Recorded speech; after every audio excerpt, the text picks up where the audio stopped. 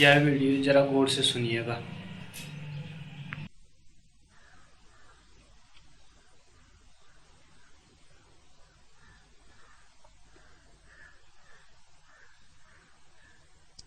पहला प्रश्न, प्रभु की पुकार कैसे सुनाई दे? यह प्रश्न शुभ है। प्रभु को पुकारें कैसे, यह तो बहुत लोग पूछते। प्रभु की पुकार कैसे सुनाई दे, ये कभी कभी कोई पूछता है। इसलिए प्रश्न महत्वपूर्ण है, विरल है, थोड़ा बेजोड़ है और सत्य के ज्यादा करीब है। असली सवाल प्रभु को पुकारने का नहीं, हमारे पास जबान कहां जिससे हम प्रभु को पुकारें, और हमारी वाणी की सामर्थ्य कितनी। जाएगी थोड़ी दूर और खो जाएगी शून्य में। कितनी यात्रा करेगी हमारी वाणी,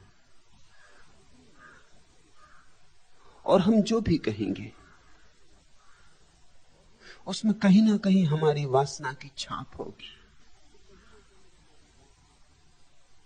हमारी प्रार्थनाएं हमारी वासनाएं ही हैं, और वासनाएं उस तक कैसे पहुंचेंगी? प्रार्थना में वासना छिपी हो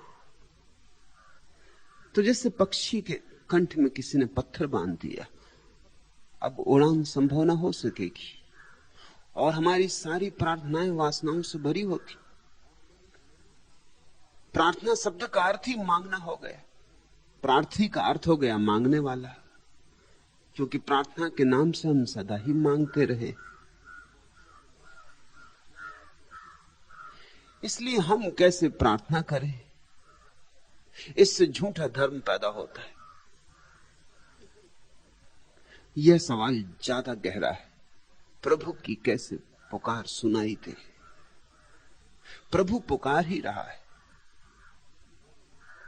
सिर्फ हमारे मस्तिष्क इतने शोरगुल से भरे हैं कि उसकी धीमी सी पुकार, उसकी सूक्ष्म पुकार, उसकी अति सूक्ष्म पुकार हमें सुनाई नहीं पड़ती। नक्कार खाने में उसकी वीणा के स्वर खो जाते। वह वीणा वादक है, उसके स्वर बारीक है, नाजुक है। उसके स्वरों को सुनने के लिए शून्य चित्त चाहिए। जितना शांत चित्त होगा, जितना निर्विचार चित्त होगा, उतनी ही संभावना बढ़ जाएगी उसके स्वर सुनाई पड़ने लगेंगे। निर्विचार चित्त में परमात्मा तत्क्षण उतर आता है, जैसे द्वार पर ही खड़ा था, प्रतीक्षा करता था कि कब हम निर्विचार हो जाएं और कब भीतर आ जाए। निर्विचार होते ही हमारा घूंघट उठा देता है, आमना सामना हो जाता है, दरस परस हो जाता है। चित्त को निर्विचार करो तो उसकी आवाज सुनाई पड़ेगी। और तब ऐसा नहीं है कि उसकी आवाज कृष्ण की आवाज में ही सुनाई पड़ेगी और राम की आवाज में, बुद्ध की आवाज में ही सुनाई पड़ेगी। इन कौओं की कांव कांव में भी उसकी ही आवाज है। एक बार उसकी आवाज सुन ली तो तुम सब जगह उसे पहचान सकोगे। एक बार उसकी छवि आंख में आ गई तो फिर तुम कहीं भी चूक ना सकोगे। फिर कोयल में ही नहीं, कौए की कांव कांव में भी, सुंदर फूल में ही नहीं, कांटे में भी उसकी ही छवि है। जीवन में ही नहीं, मृत्यु में भी उसका ही नृत्य है। और सुख में ही नहीं, दुख में भी उसकी ही छाया है, उसका ही साथ है। मन चाहिए शांत शून्य। उसकी आवाज सुननी है तो ध्यान की अवस्था साधनी होगी। ध्यान का इतना ही अर्थ होता है अपने को खाली करना। ध्यान प्रार्थना की तैयारी है। ध्यान पूजा का आयोजन है। ध्यान का अर्थ है निर्मल चित्त। ध्यान का अर्थ है शांत सद्ध स्नात, अभी अभी नहाया हुआ, ताजा जैसे सुबह की ओस। एक स्वर नहीं, एक तरंग नहीं, अपना एक भी शब्द नहीं, निशब्द। तत्क्षण उसकी आवाज सुनाई पड़ने लगेगी। फूल हुए, पात हुए, गंध हुए हम, ऋतुओं के पहले संबंध हुए हम। एक वृक्ष चिन्हा सा याद बना पाकर, हम आए दूर बहुत एक देह गाकर। अधरों के छुए अनुबंध हुए हम, ऋतुओं के पहले संबंध हुए हम। टेर टेर बांसुरी बजाई रे उस पारे, गांव घर मुंडेर जगे, मुंह धोए भिनसारे। नींदों के लिए प्रतिबंध हुए हम, ऋतुओं के पहले संबंध हुए हम। चोंच मांझती चिड़िया, मन में बिजली अषाढ़। तिनके सा अपनापन, अपनी यह नदी बाढ़। मेह में मेह के लिखे नए निबंध हुए हम, ऋतुओं के पहले संबंध हुए हम। परमात्मा से हमारा संबंध तो प्रथम से है, अभी भी है, अंत तक होगा। परमात्मा से हम विच्छिन्न नहीं हुए, सिर्फ विस्मृत हुआ है परमात्मा हमें, और हम परमात्मा को विस्मृत नहीं हुए। यही तो आशा है, यही तो आश्वासन है। हम भूल गए हो उसे, वह हमें नहीं भूला है। फूल हुए, पात हुए, गंध हुए हम बहुत रूप ले लिए। फूल हुए, पात हुए, गंध हुए हम, ऋतुओं के पहले संबंध हुए हम। लेकिन सबसे पहले प्रथम में हम उससे ही जुड़े थे, सारी ऋतुओं के पहले, और अभी भी हम उससे ही जुड़े। फूल हो गए हो, पात हो गए हो, लेकिन जड़ें तो हमारी अभी भी भूमि में उसकी ही गड़ी। जीवन तो हम उसी से पाते। कितना ही बड़ा वृक्ष हो जाए, भूमि का ही अंग है, भूमि का ही विस्तार है। और कितने ही हम कहीं भी चले जाएं, हम उसके ही हाथ हैं। जिस दिन जागेंगे उस दिन चकित होकर पाएंगे कि न तो संबंध कभी टूटा था, न टूट सकता था। बीच में विस्मृत हुआ था, जिससे नींद आ गई थी और एक सपना देखा था, और सपने के कारण जो था विस्मृत हो गया था, जो नहीं था अपना मालूम होने लगा था। इसलिए ज्ञानियों ने जगत को माया कहा, एक सपना जिसमें जो अपना नहीं है अपना मालूम होने लगता है, और जो अपना है उसकी विस्मृति हो जाती, उसकी याद खो जाती। इस देह से हमने अपने को जोड़ लिया है। इस देह के नाते रिश्तों से हमने अपने को जोड़ लिया है। तन मंदिर सा मन मृग छाला, वरण हुई में बिन वरमाला। आंख खुली देखा सब भटके, क्षुद्र देह के अंधकार में। राग नहीं जागृत हो पाया, कंठ फंस गया रत्नहार में। बंधन की इस महारात्रि में ढूंढ रही हूं मुक्त उजाला। ताल भंग स्वरसी निर्वासित हुई कला की दुकानों से। कीर्ति शिखर पर होती कैसे, दूर रही मैं पहचानों से। सहम गई जब मैंने देखा, सहम गई जब देखा मैंने, कैसे किसने किसे उछाला। सुख दुख की छीना झपटी में आधी सोई आधी जागी। मलिन हुआ जब भी यात्रा पथ, असुर कणों में आग लगा दी। मोह भंग तो हुआ उसी दिन, जिस दिन पांव महावर डाला। तन मंदिर सा मन मृग छाला, वरण हुई मैं बिन बरमाला। आंख खुली देखा सब भटके, क्षुद्र देह के अंधकार में। राग नहीं जागृत हो पाया, कंठ फंस गया रत्नहार में। बंधन की इस महारात्रि में ढूंढ रही हूं मुक्त उजाला। एक नींद है, एक नींद का अंधेरा है, अंधेरा और कहीं भी नहीं। सारा अस्तित्व रोशनी से भरा है, सिर्फ अंधेरा है तो हमारी आंख बंद है, नींद है। उसके कारण तुम्हारे कान बहुत शोरगुल से भरे हैं, बाजार के, व्यर्थ के। दूसरों के शब्दों ने तुम्हारे कानों को अवरुद्ध कर दिया है। इसलिए भीतर जो वीणा बज रही है, अहिर्निश बज रही है, सुनाई नहीं पड़ती। चुप हो, मौन बैठो, कुछ और करना नहीं। घड़ी दो घड़ी को, ऐसे हो जाना है जैसे नहीं हो। संसार के लिए मृतवत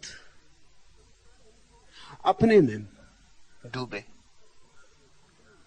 शुरू शुरू अड़चन होगी, आदत पुरानी हो गई विचार की, विचारों का तांता लग जाएगा। आंख बंद करोगे और भी बाजार के विस्तार खड़े हो जाएंगे। मौन बैठना चाहोगे, विचारों की भीड़ आक्रमण कर देगी। लड़ना मत, झगड़ना मत, देखते रहना, साक्षी बनना। आए विचार आने देना, आएंगे चले भी जाएंगे। दूर खड़े रहना, अलिप्त, जैसे कोई राह के किनारे खड़ा होकर राह पर चलते हुए लोगों को देखता है। न कुछ लेना है, न कुछ देना है, न कोई अपना न कोई पराया। सुंदर निकले तो ठीक, असुंदर निकले तो ठीक, साधु तो ठीक, असाधु तो ठीक, अच्छा बुरा विचार कुछ भी निकले, निर्णय मत करना। अच्छा भी मत कहना, बुरा भी मत कहना। निर्णायक मत बनना। निर्णायक बने कि उलझे, कि राग बना, कि आसक्ति बनी, कि एक विचार को पकड़ा और दूसरे को हटाया। बुरे को हटाने में लग गए तो उलझ गए, अच्छे को पकड़ने में लग गए तो उलझ गए। न तो कुछ रुकता है, ना कुछ हटाया जा सकता है। तुम सिर्फ जाग कर बैठे रहना। जैसे दर्पण हो, जो दिखाई पड़ता है दर्पण को देख लेता है। जिसकी छाया पड़ती पड़ जाती, फिर छाया मिट जाती, दर्पण खाली का खाली। ऐसे ही तुम भीतर बैठे रहना, बैठे रहना। अगर थोड़ा भी धैर्य है तो ध्यान फल जाएगा। धैर्य से फलता है ध्यान, कोई और प्रक्रिया नहीं है वस्तुतः। 1 महीना, 2 महीना, 3 महीना, 6 महीना, अगर तुम सिर्फ बैठते ही रहो, इतना सा धीरज हो कि 1 घंटा बैठते ही रहेंगे। आएंगे विचार तो आने देंगे, नहीं लड़ेंगे, बैठे रहेंगे। और जल्दी भी ना करेंगे कि 3 दिन बैठते हो गए, अब तक कुछ नहीं हुआ, अब क्या सार है, अब बैठना बंद करें। अगर तुम 1 वर्ष भी हिम्मत रख लो तो किसी ना किसी दिन उसकी पुकार सुनाई पड़ जाएगी। आज सुनाई पड़ सकती, कल सुनाई पड़ सकती, परसों, कहा नहीं जा सकता कब। क्योंकि प्रत्येक व्यक्ति की अनंत अनंत जीवन की, अनंत अनंत यात्रा पथों की अलग अलग संस्कार की देह बनी, भिन्न भिन्न हो, एक दूसरे से अलग अलग हो। किसी को आज हो सकता है, किसी को कल, किसी को परसों। लेकिन मेरे अनुभव में ऐसा है कि 9 महीने और 12 महीने अधिक से अधिक अगर कोई धैर्य से बैठता रहे, जल्दबाजी ना करे, फल की आकांक्षा और आतुरता ना करे, तो एक दिन घटना घट जाती है। और जिस दिन घटती उस दिन तुम चकित होगे।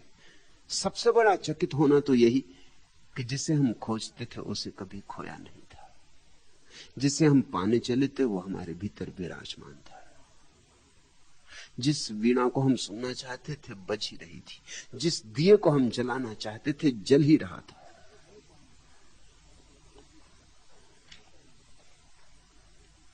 दूसरा प्रश्न, सत्य बोध और आत्मानुभूति हेतु साधना से कार्य कारण संबंध नहीं बनता, फिर पद्धतिबद्ध साधन ध्यान करने की क्या आवश्यकता है?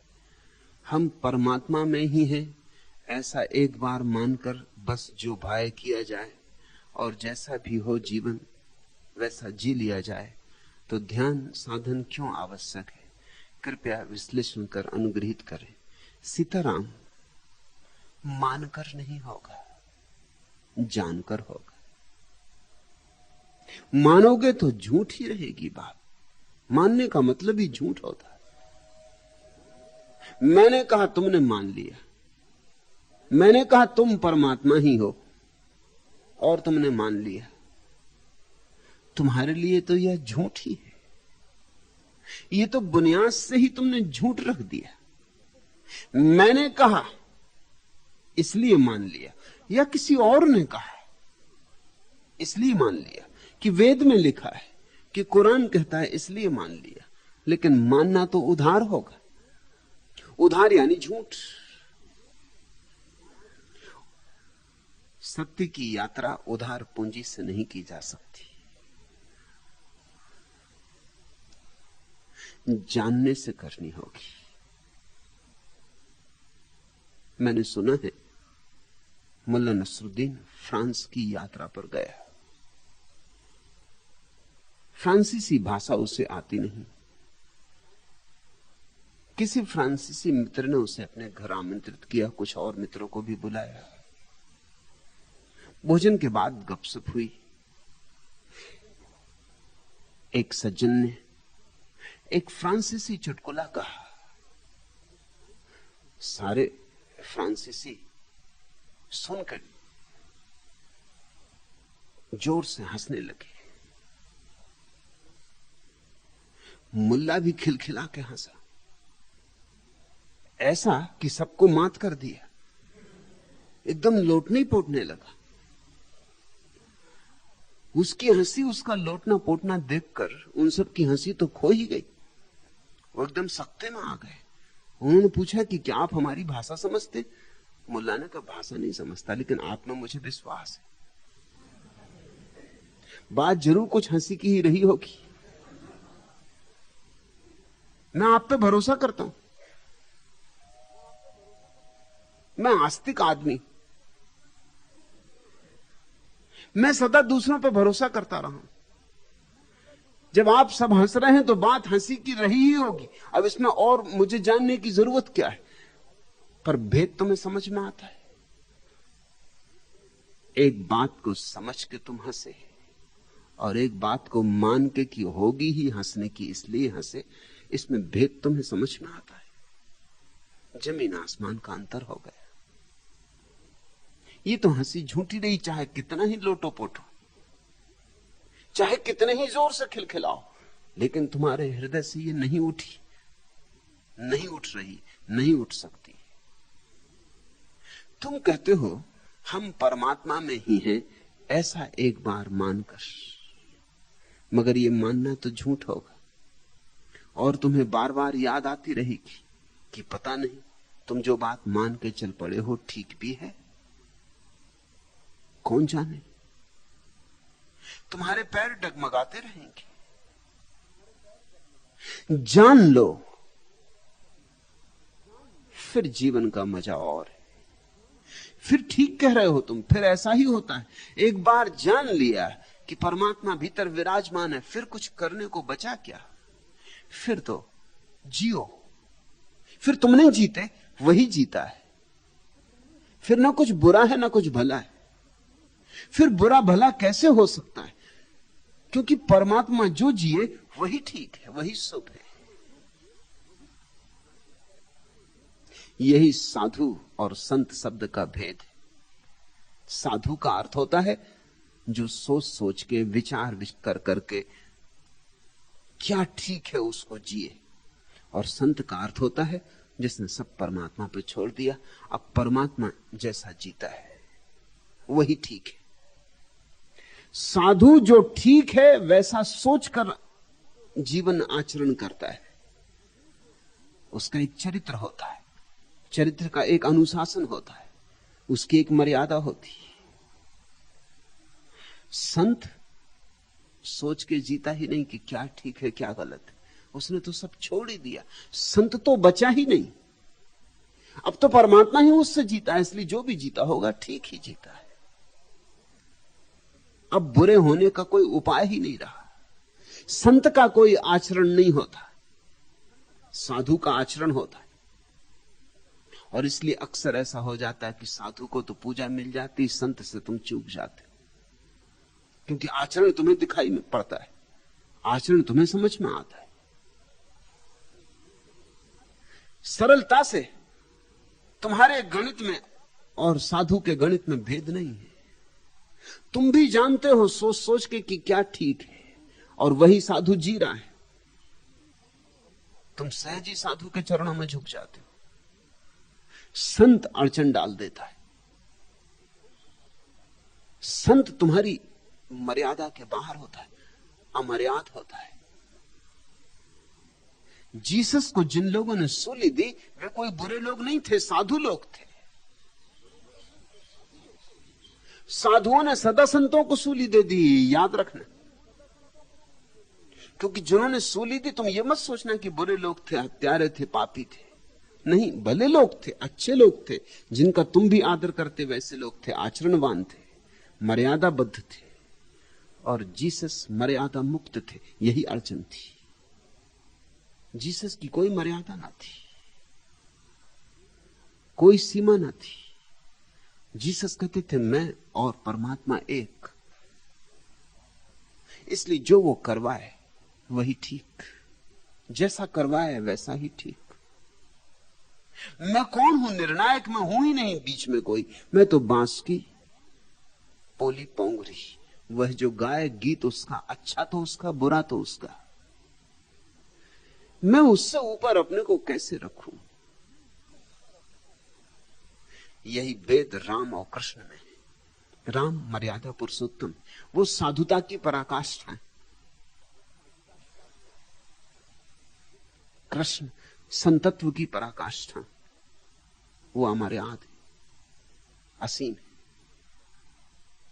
इसलिए हमने राम को आंशिक अवतार कहा, कृष्ण को पूर्ण अवतार कहा। संत में परमात्मा पूरा उतरता है, साधु में बस झलक मात्र है, अंश मात्र। साधु में एक चेष्टा है,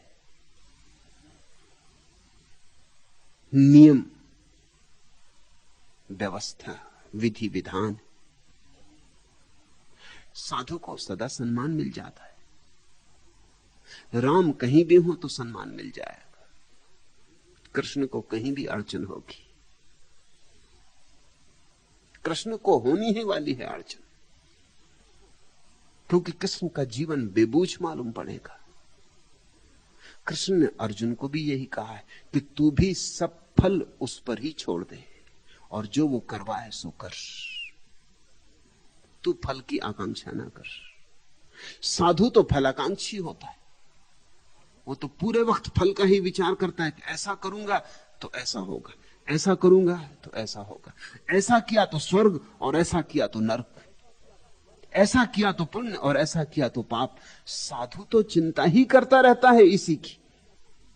कृष्ण तो जो शिक्षा दे रहे हैं वो साधुता की नहीं है, साधु को तो लगेगा असाधुता की है।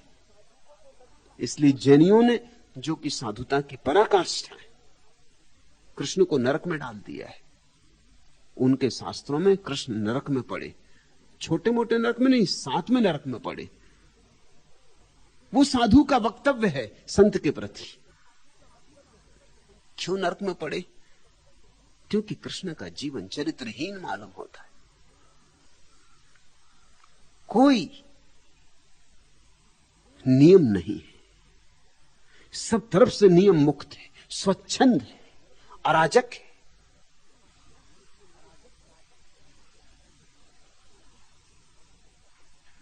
तुम ख्याल रखना, साधु और संत के बीच बड़ी खाई है, उससे भी बड़ी जितनी असाधु और साधु के बीच। असाधु साधु के बीच बड़ी खाई नहीं है, उनकी तर्क सरणी एक है, उनके सोचने का गणित एक है। असाधु बुरा बुरा सोच के कर रहा है कि ये बुरा है, ये करना है, और साधु सोच सोच के अच्छा अच्छा कर रहा है। मगर दोनों सोच के जी रहे हैं, दोनों व्यवस्था बांध के जी रहे हैं, दोनों अपने चारों तरफ एक सीमा बांध लिए, अपनी परिभाषा बना ली। संत दोनों से मुक्त है, न साधु है न असाधु है, द्वंद्वातीत है, न पाप है न पुण्य है, वहां न अच्छा है न बुरा है, वहां कोई लक्ष्य ही ना रहा। वहां परमात्मा को पूरी छूट है, परमात्मा को बहने की पूरी व्यवस्था है। साधु नहर जैसा होता, संत नदी जैसा है। नहर और नदी में फर्क ख्याल रख लेना। नहर सीमित होती, जब चाहो तब चलाओ, जैसा चाहो वैसा चलाओ, जितना पानी लाना हो लाओ, न लाना हो ना लाओ। नहरों में बाढ़ नहीं आती, और नहरों का रास्ता बंधा हुआ होता है। जैसे रेलगाड़ियां पटरियों पर दौड़ती हैं लोहे की, ऐसा साधु भी पटरियों पर दौड़ता है आचरण की। लेकिन संत मुक्त सरित प्रवाह है। लेकिन वह मुक्त सरित प्रवाह श्रद्धा पर खड़ा नहीं हो सकता, मानने पर खड़ा नहीं हो सकता, जानने पर ही खड़ा हो सकता है। उतनी जोखिम सिर्फ मान के कौन लेगा? तो सीताराम, तुम्हारा प्रश्न अर्थपूर्ण है। तुम कहते हो हम परमात्मा में ही हैं, ऐसा एक बार मानकर बस जो भाए किया जाए मानकर करोगे तो कभी तृप्ति नहीं होगी। बीच बीच संदेह उठते रहेंगे कि जो मैं ये कर रहा हूं ठीक कर रहा हूं, ये जो मैं कर रहा हूं परमात्मा की मर्जी है, ये जो मैं कर रहा हूं सच में परमात्मा ऐसा चाहेगा, ये तो मैं अपनी ही मर्जी कर रहा हूं परमात्मा के नाम से, ये मैं किसको धोखा दे रहा हूं, ये तो मैंने बड़ी तरकीब निकाल ली, करता हूं अपने मन की, कहता हूं कि परमात्मा करवा रहा है। मानने वाला आदमी मुक्त नहीं हो सकता, जीवन में बंधा रहेगा। और तुम्हारी दूसरी बात भी सोचनी है। तुमने कहा सत्य बोध और आत्मानुभूति हेतु साधना के कार्य कारण संबंध नहीं बनता, फिर पद्धतिबद्ध साधन ध्यान करने की क्या आवश्यकता है? निश्चित ही कोई कार्य कारण संबंध नहीं तुम्हारी साधना में और सत्य के अनुभव। लेकिन तुम्हारे जीवन को मान्यता से मुक्त करने में पद्धतिबद्ध ध्यान और साधन का बड़ा उपयोग है। सत्य को तुम्हारे पास लाने में कोई उपयोग नहीं है, लेकिन असत्य को तुमसे दूर करने में उपयोग है। तुम ऐसा ही समझो जैसे औषधि।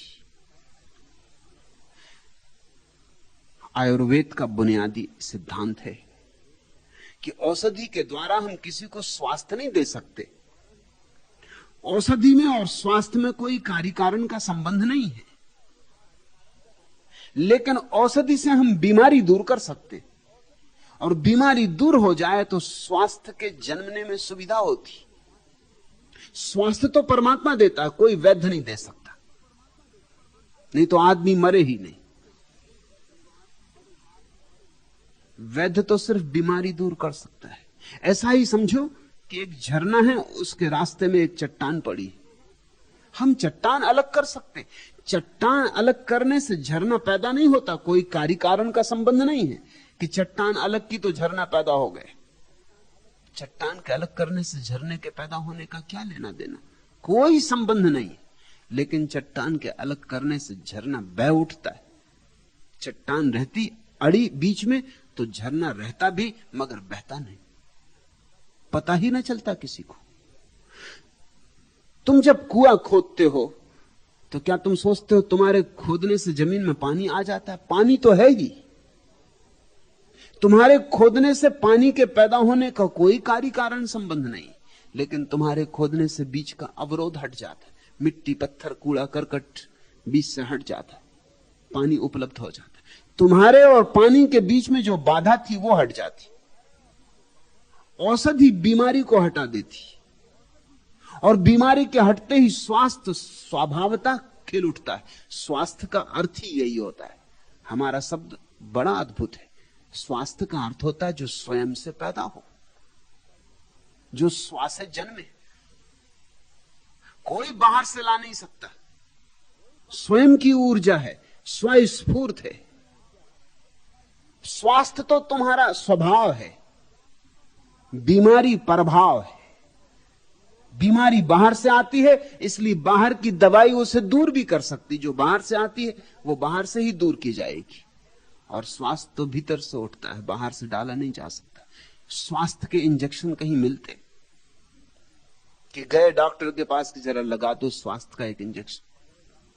हाँ, बीमारी को दूर करने के इंजेक्शन होते, बीमारी को काटने के इंजेक्शन होते। चिकित्सा शास्त्र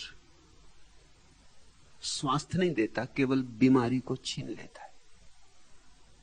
बीमारी के हटते ही तुम्हारी जो जीवन ऊर्जा है अवरुद्ध नहीं रह जाती, प्रवाहित हो उठती।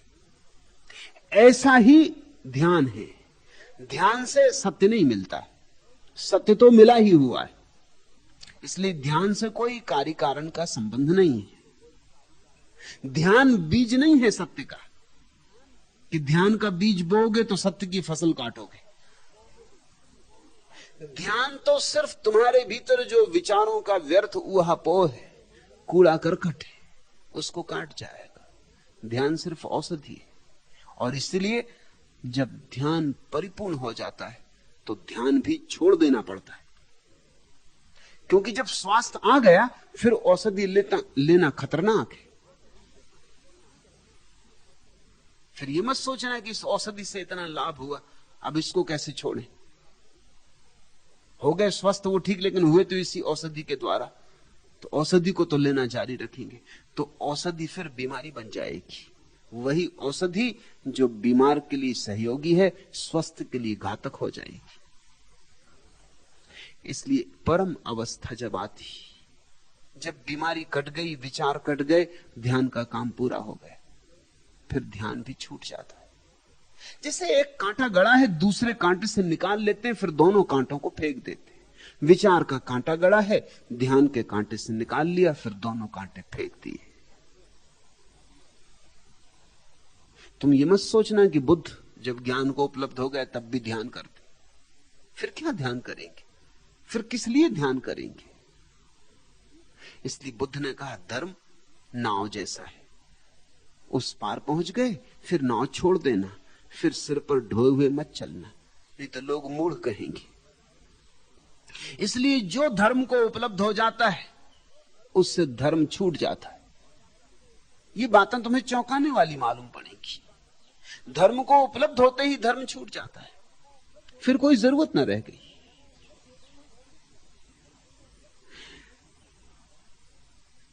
नियमबद्ध, पद्धतिबद्ध साधन की प्रक्रियाएं, ध्यान की, योग की मूल्यवान है।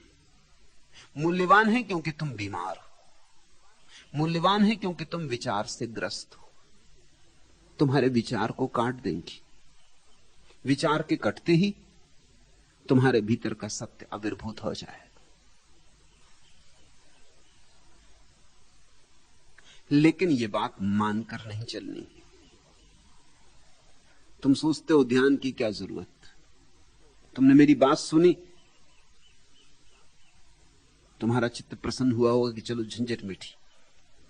तो ध्यान में और सत्य में कोई कार्य कारण का संबंध नहीं।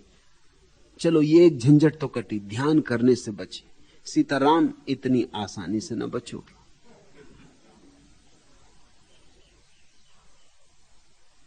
अब तुमने सोचा इतनी सी ही बात मान लें कि हम परमात्मा ही हैं, फिर सब ठीक है। कुछ भी ठीक ना होगा सीताराम।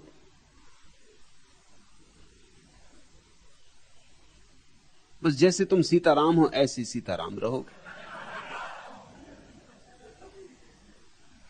ना राम मिलेंगे ना सीता मिलेंगे, कुछ ना मिलेंगे। मान लोगे, मानने के लिए तो ये नाम तुम्हें दे दिया है सीताराम। इसका मतलब कि परमात्मा ही हो तुम। पुराने दिनों में सारे नाम ही परमात्मा के दिए जाते थे, सभी नाम परमात्मा के थे। हर आदमी को हम परमात्मा का नाम देते थे संकेत के रूप में। किसी को राम, किसी को कृष्ण, किसी को हरि, किसी को हरिहर, किसी को कुछ। हिंदुओं के, मुसलमानों के सारे नाम परमात्मा के, रहीम, रहमान, सब नाम परमात्मा के। पुराने दिनों में यह प्रक्रिया जान के अख्तियार की गई थी। ये मां बाप ये कह रहे थे कि तुम्हें हम याद दिला रहे हैं कि तुम भी परमात्मा हो, मगर इससे होता क्या? सभी के नाम परमात्मा के हैं, कोई विष्णु है, कोई राम है, कोई कृष्ण है, मगर इससे होता क्या है? नाम ही रह जाता है, मान्यता ही रह गई। रहते तो तुम वही हो जो तुम हो, तुम्हारी सारी बीमारियां वहीं के वहीं, कुछ अंतर नहीं पड़ता। ज्यादा से ज्यादा रामलीला के राम बन गए, और क्या होगा? रामलीला के राम से कुछ हल नहीं होता। धोखे के राम हो गए, झूठे नाम हो गए, राम हो गए, अभिनेता हो गए, लेकिन भीतर तो तुम जानते ही रहोगे कि तुम नहीं हो, यह तुम नहीं हो। मानने से नहीं होगा। मानना तो अनुमान है, अनुमान से सत्य उपलब्ध नहीं होता। मैंने सुना है एक नामी शिकारी के पोते ने दीवार पर उल्टे टंगे हुए सांभर के सिर की ओर इशारा करके अपने नन्हे सहपाठियों को बताया, दादाजी ने इसे तब मारा था जब यह शीर्षासन कर रहा था। अनुमान लगाया बेटे ने कि जरूर जब शीर्षासन कर रहा होगा सांभर तब मारा होगा, तभी तो सिर उल्टा लटका है। तुम्हारे सारे अनुमान ऐसे ही हैं। तुम्हारे ईश्वर के संबंध में लगाए गए अनुमानों का कोई मूल्य नहीं। अनुमान नहीं, बोध चाहिए, साक्षात्कार चाहिए, स्वयं का, निज का। उस निज के बोध के लिए मार्ग में जितनी बाधाएं हैं हटानी पड़ेंगी। और फिर दोहरा दूं, तुम्हारे करने से और उसके मिलने का कोई कार्य कारण संबंध नहीं।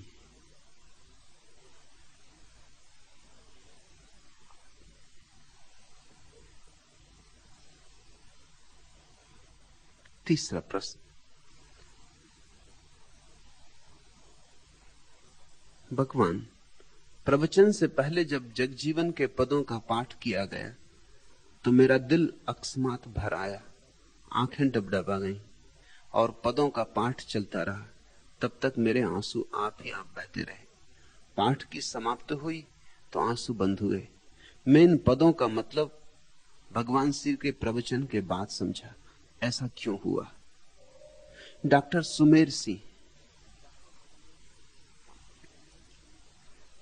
एक समझ बुद्धि की, एक समझ हृदय की। हृदय बुद्धि के बहुत पहले समझ लेता है। हृदय शब्दों को नहीं समझता, भावों को समझ लेता है। हृदय भाषा को नहीं समझता, लेकिन भाषा से भी कुछ गहरा होता है तो पकड़ लेता है। और ऐसे ही ये पद है। यही तो भेद है साधारण कवियों और ऋषियों का। साधारण कवियों के कविता में सिर्फ शब्द ही होते, शब्दों का ही जमाव होता है, सुंदर जमाव, प्यारा जमाव, मात्रा, छंद, व्याकरण सब दृष्टियों से पूर्ण होता है। बस एक बात की कमी होती, प्राण नहीं होते। ऋषि का अर्थ होता है जिसकी वाणी में आत्मानुभव भी उंडेला हुआ है। फिर यह भी हो सकता है शायद मात्रा और छंद पूरे ना हो, व्याकरण भी ठीक ना हो। कबीर को कोई बहुत व्याकरण आती भी नहीं। कहा ही है कि मसी कागज छुओ नहीं, कभी कागज और स्याही तो छुई नहीं।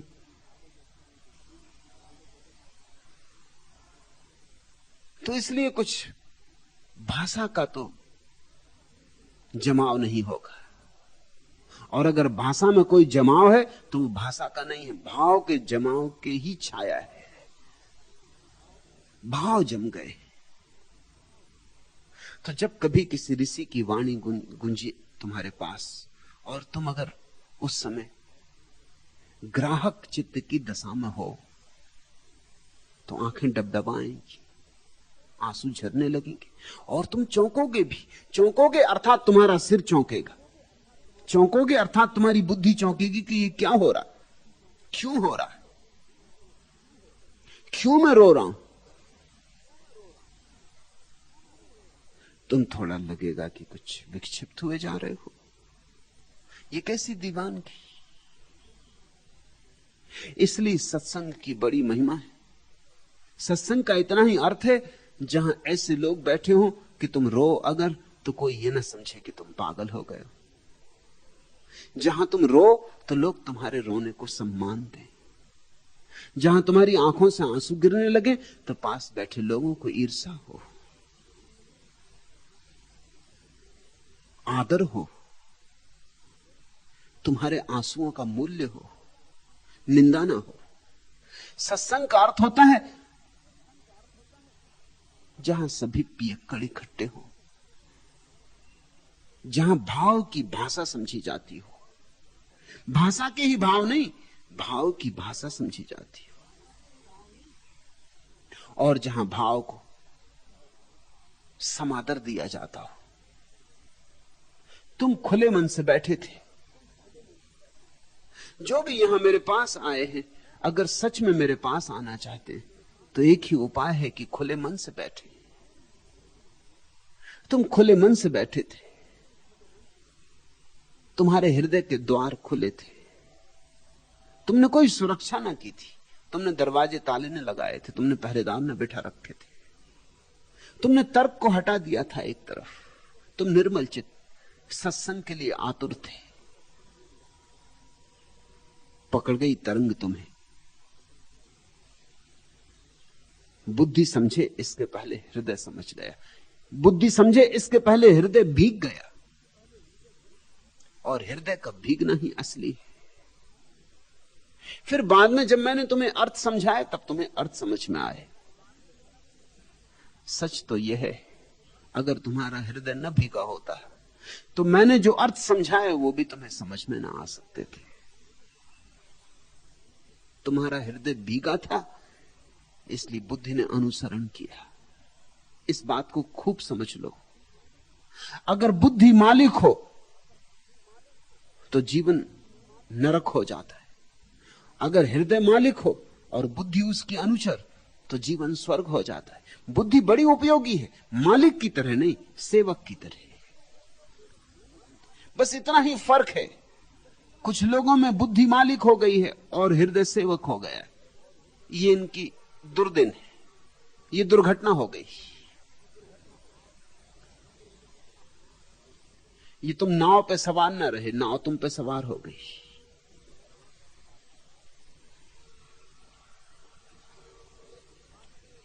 ये तुम घोड़े पे सवार न रहे, घोड़ा तुम पे सवार हो गया। मैंने सुना है एक छोटे बच्चे को उसका पिता रोज बगीचे में घुमाने ले जाता था, और वहां सिकंदर महान की मूर्ति थी, घोड़े पे बैठा हुआ सिकंदर। बच्चा रोज उस मूर्ति के पास जाकर निश्चित खड़ा हो जाता था, बड़ा आनंदित होता था। बाप भी प्रसन्न था कि चलो अच्छा है, सिकंदर महान के प्रति इसके मन में ऐसा आदर है, कुछ बन के रहेगा, कुछ हो के रहेगा। पूत के लक्षण पालने में फिर गांव छोड़ना पड़ा, बदली हो गई बाप की। तो बेटे ने कहा कि एक बार चल के सिकंदर महान के दर्शन और कराएं। बाप तो बहुत आनंदित हुआ, उसे लेके फिर बगीचा गया। बेटे की आंखों से आंसू गिरने लगे, विदाई का क्षण। बाप ने पूछा तू रोता है, तेरा इतना प्रेम है सिकंदर महान से? उसने कहा मेरा बहुत प्रेम है, सिर्फ एक सवाल मुझे पूछना कि सिकंदर महान पे चढ़ा हुआ कौन बैठा? उसको तो घोड़े से लगाव था। उसने कहा मैंने कभी आपसे पूछा नहीं, मगर अब जाने का दिन आ गया तो मैं ये पूछना चाहता हूं, सिकंदर महान तो गजब का, मगर इसके ऊपर चढ़ा कौन बैठा है? इसको कोई उतारता क्यों नहीं? आखिर सिकंदर महान भी थक जाता होगा।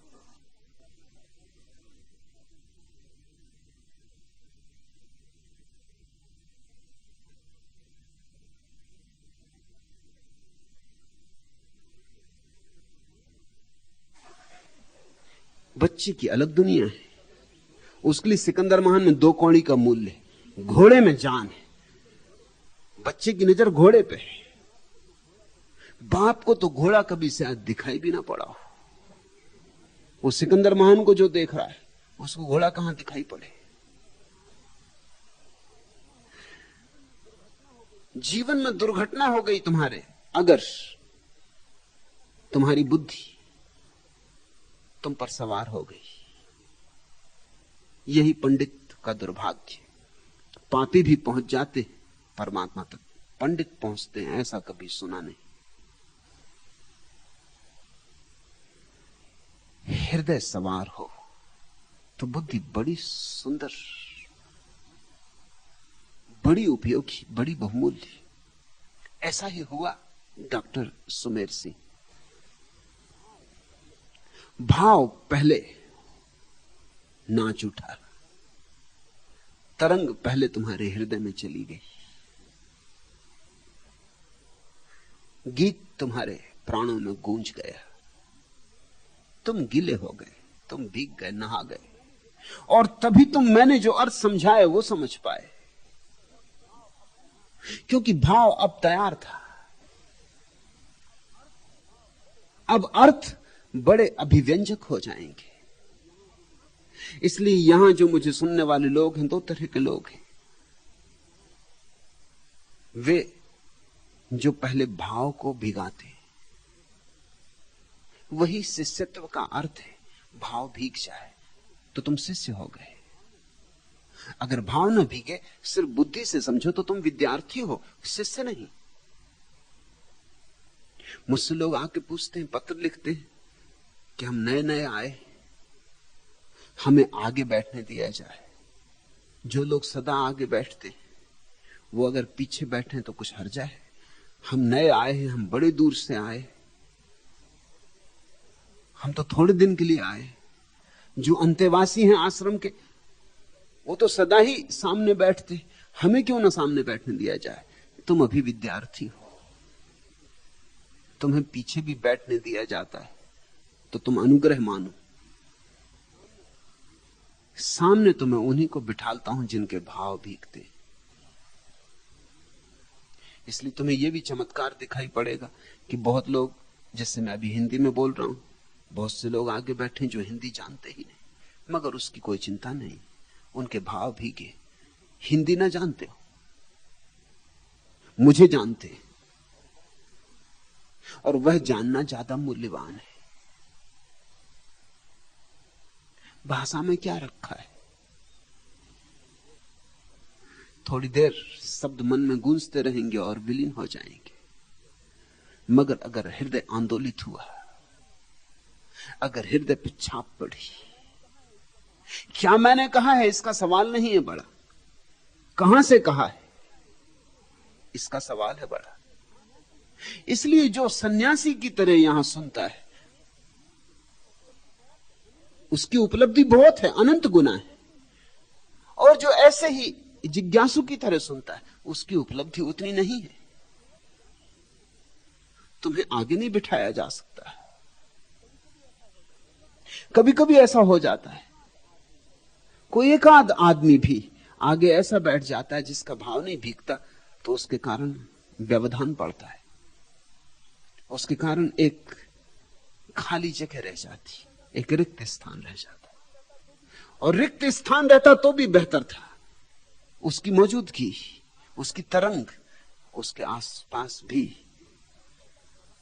विघ्न और बाधा खड़ी करती। सुमेर सिंह, तुम सौभाग्यशाली हो कि तुम्हारा भाव भीगा, पीछे तुम्हें अर्थ समझ में आए। पहले डूबो फिर समझ, पहले रंग जाओ फिर समझ, पहले हृदय में उतर जाने दो बातों को, फिर बुद्धि अपने आप हिसाब किताब लगा लेगी।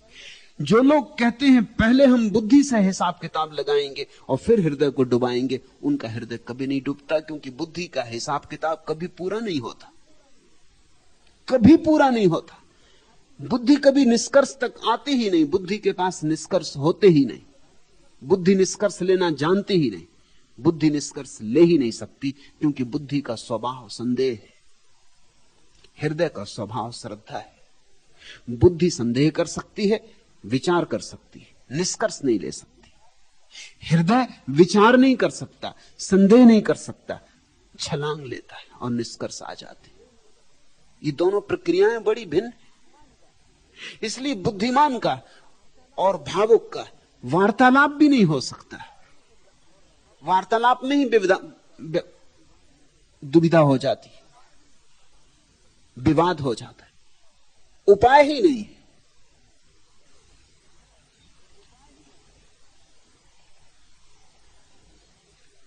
अच्छा हुआ जब भाव से इतनी मस्ती आई तो मुझे समझ भी सके, और अब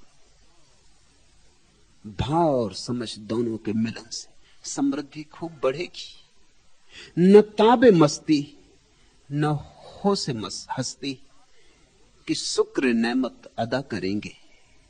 खिजा में जब ये है ये अपना आलम बाहर आई तो क्या करेंगे।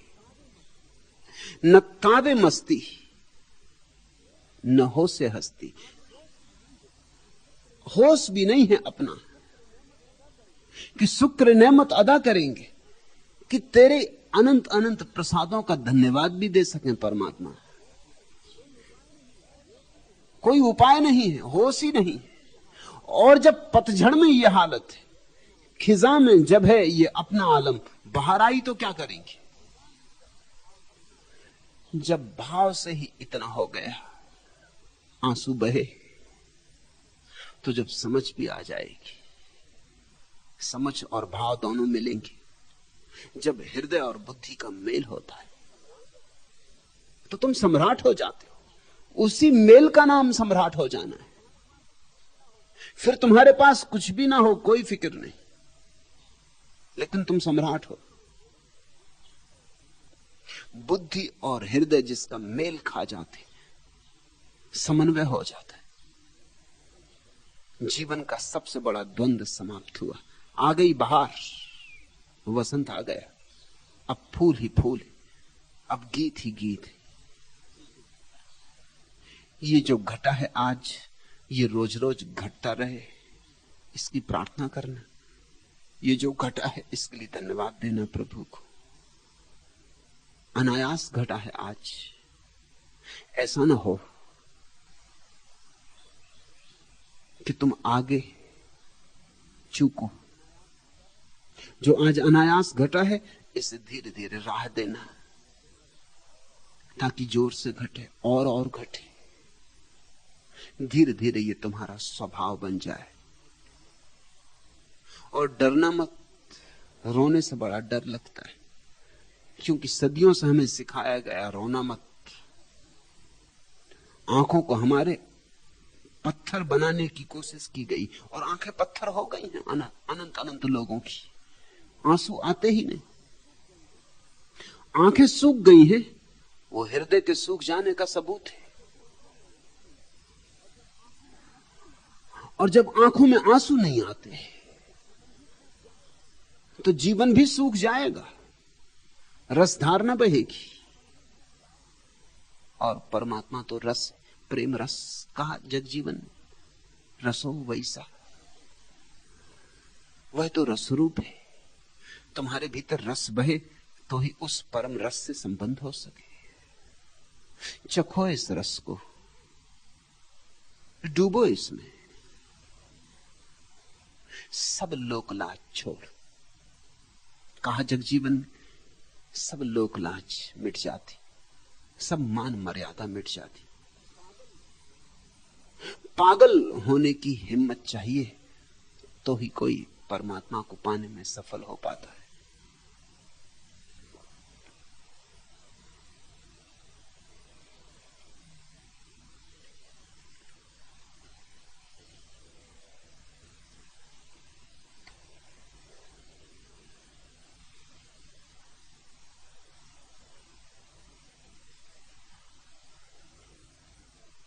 चौथा प्रश्न, उठूं ऊपर या मनुहार करूं, पता नहीं पाता हूं। जितना मुट्ठी को कसता हूं दूर चला जाता हूं। क्या करूं प्रभु, मार्ग दीजिए। विशेष मुट्ठी को जितना बांधोगे उतना ही चूकोगे। आकाश को मुट्ठी में नहीं बांधा जा सकता है। आकाश को पाना हो तो मुट्ठी खुली रखनी पड़ती। खुले हाथ में तो आकाश होता है, बंद हाथ में समाप्त हो जाता है। संसार और परमात्मा के नियम विपरीत है, गणित अलग अलग है। संसार में मुट्ठी खोलो कि गई संपदा। संसार में मुट्ठी बांध के रखनी पड़ती है तो ही संपदा बच सकती, क्योंकि यहां संपदा है छीना झपटी। यहां संपदा तुम्हारी नहीं है, किसी की नहीं है। यहां संपदा छीना झपटी, शोषण है। यहां तो मुट्ठी बांध के रखनी होगी, जोर से बांध के रखनी होगी। और तुम मुट्ठी भी बांधे रहो तब भी दूसरे तुम्हारी मुट्ठी खोलने की कोशिश में लगे रहते। तुम कुर्सी पे बैठ गए, दूसरे तुम्हें कुर्सी से धक्का देने में लगे रहते। उनको भी वहीं बैठना, उसी कुर्सी पे बैठना। संसार की संपदा सीमित है, इसलिए बड़ा संघर्ष है। तुम्हारे पास है तो मेरे पास नहीं हो सकती, मेरे पास है तो तुम्हारे पास नहीं हो सकती। न्यून है संसार की संपदा, इसलिए वहां तो प्रतियोगिता रहेगी, गला घोंट प्रतियोगिता रहेगी।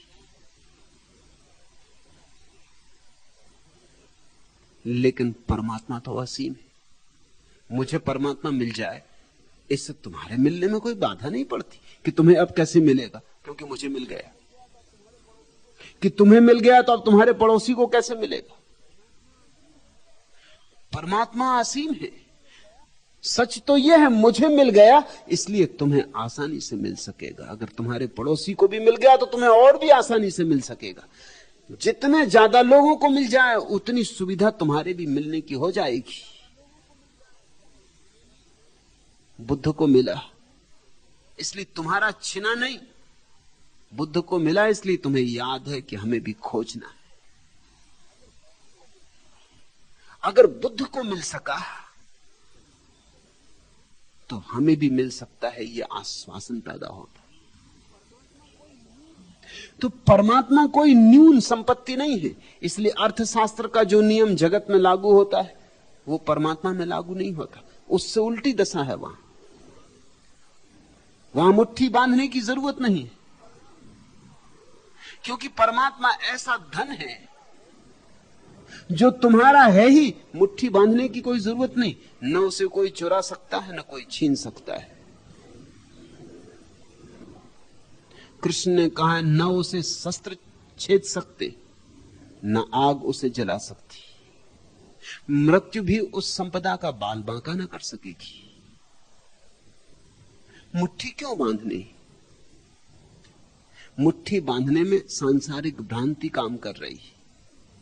परमात्मा को तिजोरी में बंद करके थोड़ी रखना है। और यह भी ख्याल रखना, संसार में किसी चीज को बांटो तो कम हो जाती, परमात्मा के जगत में किसी चीज को रोको तो कम हो जाती, बांटो तो बढ़ती। जैसे प्रेम जितना बांटो उतना बढ़ता है, इसलिए प्रेम परमात्मा का सूत्र है। परमात्मा जिसे मिल जाता है उसे बांटना ही होता है। वो जितना बांटता है उतना ज्यादा पाता है। फिर मुट्ठी बांधने की आकांक्षा अहंकार की आकांक्षा है। मेरा हो। मुट्ठी किसकी? मुट्ठी यानी अहंकार। मेरा हो। परमात्मा किसी का नहीं हो सकता। जब मैं भाव मिटता है तब परमात्मा प्रकट होता है। तो विशेष तुम ठीक कहते हो, उठूं ऊपर या मनुहार करूं पता नहीं पाता हूं। न तो ऊपर उठने से मिलेगा, क्योंकि ऊपर उठने की आकांक्षा भी अहंकार की आकांक्षा है। ख्याल करना, अहंकार ऊपर उठना चाहता है, श्रेष्ठ होना चाहता है, अहंकार महत्वाकांक्षी है, बड़े से बड़े पद पर होना चाहता, और ऊपर और ऊपर। ऊपर उठने से परमात्मा नहीं मिलेगा। और जो लोग आकाश की तरफ देखते हैं परमात्मा को ख्याल करके, ख्याल रखना वो अहंकार की ही भाषा बोल रहे हैं। ऊपर परमात्मा भीतर है, ऊपर नहीं। ऊपर उठने से नहीं मिलेगा। चले जाओ उठते आकाश में, नहीं मिलेगा। लोग सोचते थे पहले कि कैलाश पर्वत पर है, फिर आदमी कैलाश पर्वत पर पहुंच गया, वहां नहीं पाया। फिर सोचने लगे चांद पर है, अब आदमी चांद पर पहुंच गया, वहां भी नहीं पाया।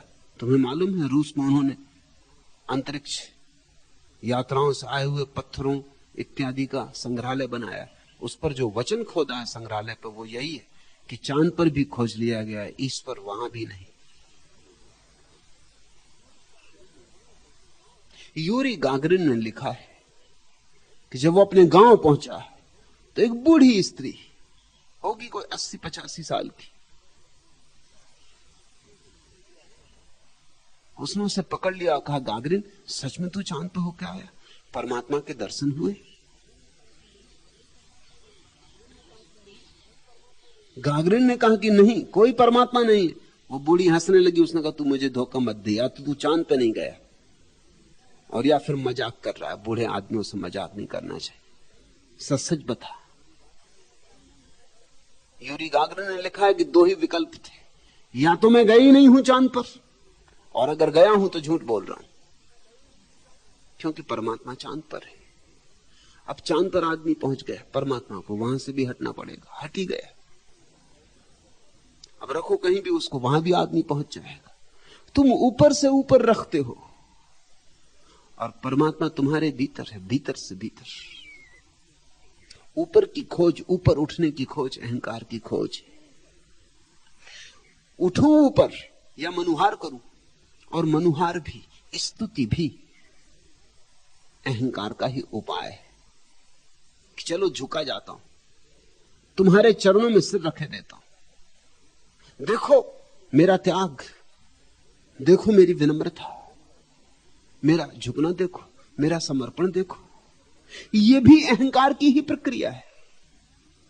अहंकार के दो ढंग हैं। पहले झुकाने की कोशिश करता है दूसरे को। सारे संसार में यह कोशिश चलती है कि झुका लो दूसरे को, किसी तरह झुका लो दूसरे को। झुकाना अहंकार की भाषा है। फिर अहंकार सोचता परमात्मा को तो झुकाया नहीं जा सकता, इसलिए हम झुक जाएं। मगर भाषा वही की वही है, शीर्षासन कर रही है वही भाषा, लेकिन वही की वही है। हम झुक जाएं। न तो परमात्मा झुकाने से मिलता है, न झुकने का सवाल, क्योंकि झुकने में भी अहंकार मौजूद है। मिटने से मिलता है, झुकने से नहीं। मिटने से बाल भी नहीं बचना चाहिए तुम्हारा, अहंकार का भाव भी नहीं बचना चाहिए। यह भी अहंकार का नया परिवेश है कि देखो मैं झुक गया, देखो मैं ना कुछ। यह भी दावा अहंकार का है। यह बड़ा शुभ दावा मालूम होता है। यह साधु का दावा है कि देखो मैं बिल्कुल ना कुछ, तुम्हारे पैर की धूल। तुमने कभी देखा कोई आदमी कहे कि मैं ना कुछ, मैं आपके पैर की धूल, और तुम कह दो भाई हमें तो पहले से मालूम, हम तो पहले से कहते थे कि तुम हो ही पैर की धूल, कुछ भी नहीं। वो आदमी तुम्हें कभी क्षमा नहीं करेगा, कभी क्षमा नहीं करेगा। उसका मतलब ये थोड़ी था कि तुम मान ही लो कि मैं तुम्हारे पैर की धूल। वो तो ये कह रहा था कि देखो मुझे। दुनिया अहंकार से भरी, एक मैं हूं निरअहंकारी। जरा देखो मुझे कि तुम्हारे जैसे दो कौड़ी के आदमी की पैर की धूल बता रहा हूं अपने को। जरा मेरी गरिमा समझो। और तुमने कह दिया कि भाई तुम नाहक मेहनत कर रहे हो, हमें तो पता ही है, तुम हो ही पैर की धूल। मैंने सुना है एक राजनेता एक मनोवैज्ञानिक के पास गया और कहा कि मैं हीनता की ग्रंथि से पीड़ित हूं, इंफीरियरिटी कॉम्प्लेक्स से पीड़ित हूं। मनोवैज्ञानिक ने विश्लेषण किया, मैंने 2 महीने चिकित्सा की, सोच विचार किया। फिर एक दिन उसने कहा कि तुम बिल्कुल निश्चिंत हो जाओ, तुम्हें कोई चिंता का कारण नहीं। राजनेता बड़ा प्रसन्न हुआ। उसने कहा कि क्या छुटकारा हो गया मेरे झंझट से। मनोवैज्ञानिक का मुझे गलत मत समझो। सच बात यह है कि सारी खोजबीन से यह पता चला कि तुम हीनता की ग्रंथि से पीड़ित नहीं हो, तुम हीन हो ही।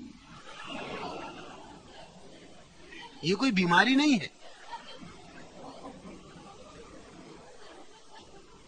इसका कोई इलाज भी नहीं है, क्योंकि तुम ये हो ही। तुम शुद्ध साकार हीनता हो और कुछ भी नहीं। अब ये राजनेता क्षमा नहीं करेगा इस मनोवैज्ञानिक को। हीनता की ग्रंथि से लोग पीड़ित होते हैं।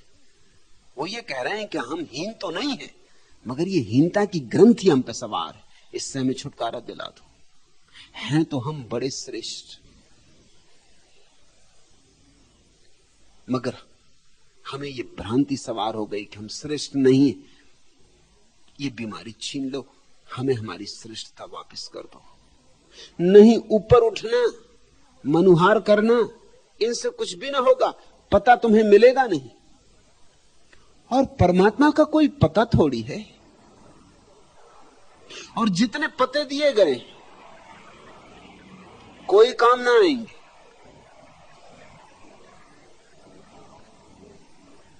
जानने वालों ने कोई पता नहीं दिया है। जानने वालों ने कहा लापता है, बेमुकाम है, उसकी कोई जगह नहीं। हां, ना जानने वालों ने पता पूछने वालों का खूब शोषण कर लिया है। तो उन्होंने बना दिया काबा की यहां, खड़ी कर दी काशी की यहां, ये रहा मंदिर, चढ़ाओ अपनी पूजा और अर्चना यहां। वहां सिर्फ पंडित और पुजारी बसे। नानक काबा गए, रात सोए तो बड़ी सनसनी फैल गई, क्योंकि वो काबा के पत्थर की तरफ पैर करके सो गए। संत ही ऐसा कर सकता है, ये कोई साधु की हिम्मत नहीं है। साधु तो चूमते हैं काबा के पत्थर को। अब देखते हो मूढ़ता, मोहम्मद ने कहा कि उसकी कोई प्रतिमा मत बनाना, और काबा का पत्थर जितना चूमा गया, दुनिया का कोई पत्थर नहीं चूमा गया, वो प्रतिमा बन गई। और क्या प्रतिमा का अर्थ होता है। लेकिन नानक पैर करके सो गए। पुजारी आए और वो नानक पे बहुत नाराज हुए और कहा, हमने तो सुना था कि तुम एक फकीर हो, एक पहुंचे हुए संत हो, ये क्या मामला, ये क्या व्यवहार, तुम्हें इतना भी तमीज नहीं। ये बदतमीजी है कि तुम पवित्र पत्थर की ओर पैर करके सो रहे हो। परमात्मा का ये अपमान है। तो नानक ने कहा, मेरे पैर उसोर कर दो जहां परमात्मा ना हो। मैं खुद मुश्किल में हूं कि पैर करूं तो करूं कहां, सोऊं तो ना, पैर कहां करूं। तुम पैर कर दो मेरे जहां परमात्मा ना हो। बात तो इतनी ही है, लेकिन कहानी लिखने वालों ने थोड़ी और खींची है। वह खींचना भी सार्थक है, व्यर्थ नहीं। पुजारियों ने, कहते हैं, नानक के पैर दूसरी दिशा में करने की कोशिश की, लेकिन जिस दिशा में पैर किए वहीं काबा का पत्थर हट गया। ऐसा हुआ हो ऐसा मैं नहीं मानता।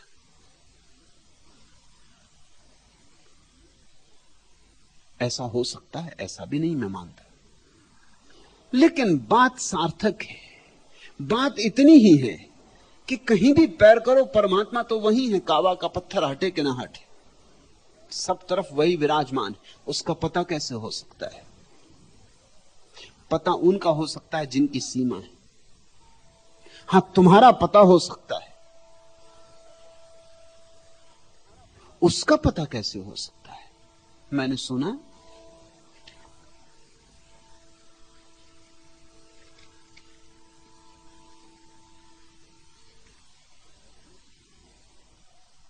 एक अजनबी बहुत देर से किसी का घर ढूंढ रहा था। मुल्ला नसरुद्दीन उसे एक झाड़ के नीचे बैठा मिल गया। तो उसने मुल्ला से पूछा कि बड़े मियां, ये मेनका बाई कहां रहती? मुल्ला नसरुद्दीन ने कहा वे क्या करती? अजनबी ने कहा डांसर है, नर्तकी। मुल्ला नसरुद्दीन ने कहा उनकी बड़ी बड़ी आंखें हैं। अजनबी ने उत्साह से कहा हाँ हाँ वही। मुल्ला नसरुद्दीन ने कहा खूबसूरत है और नाभि के नीचे साड़ी बांधती है।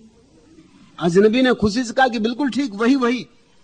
मुल्ला नसरुद्दीन ने कहा लहरा के चलती, लंबे लंबे बाल हैं। और अजनबी बेचैनी से, अरे बड़े मियां बिल्कुल ठीक, जल्दी बताओ ना कहां रहती? मुल्ला नसरुद्दीन ने कहा मुझे क्या पता। अजनबी बहुत झुंझलाया, उसने कहा कि इतना कुछ तुम्हें मालूम है और ये पता नहीं कि कहां रहती हैं? मुल्ला नसरुद्दीन ने कहा जी नहीं, सभी डांसर ऐसी ही होती।